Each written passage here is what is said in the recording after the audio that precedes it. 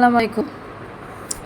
আমি প্রত্যেক বাবা মাদের উদ্দেশ্যে বলছি, আপনাদের যে ছেলেমেয়েরা স্কুলে পড়ে, কলেজে পড়ে, আপনারা আপনাদের ছেলে মেয়েদের প্রতি খুবই সজাগ দৃষ্টি দেন।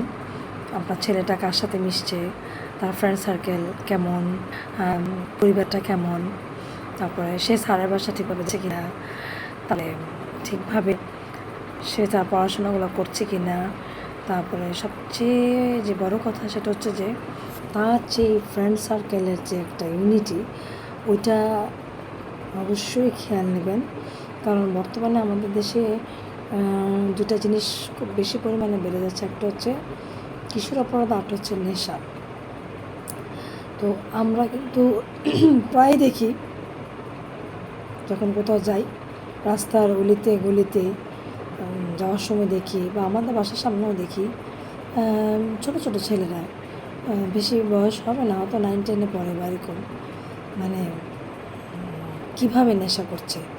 আসলে এগুলা দেখলে আমাদের কাছে খুবই খারাপ লাগে। তো আপনাদের মা বাবাদের উদ্দেশ্যে বলছি, আপনারা আপনাদের ছেলে মেয়েদের প্রতি খুবই খুবই খুবই সজাগ দৃষ্টি দেন। কারণ যখন সে নেশার জগতে খুব বেশি পরিমাণে ডুবে যাবে, তখন কিন্তু আর কিছু করার থাকবে না। তো সেজন্যই বলছি, যখন সে অপরাধে ঢুকে যাবে, অল্প অল্প করে যখন সে বেশি পরিমাণে অপরাধে ঢুকে যাবে, তখন কিন্তু আর ওকে সামলাতে পারবেন না। তাই বলছি যে আপনারা আপনাদের ছেলে মেয়েদের প্রতি সজাগ দৃষ্টি দেন। আসসালামু আলাইকুম।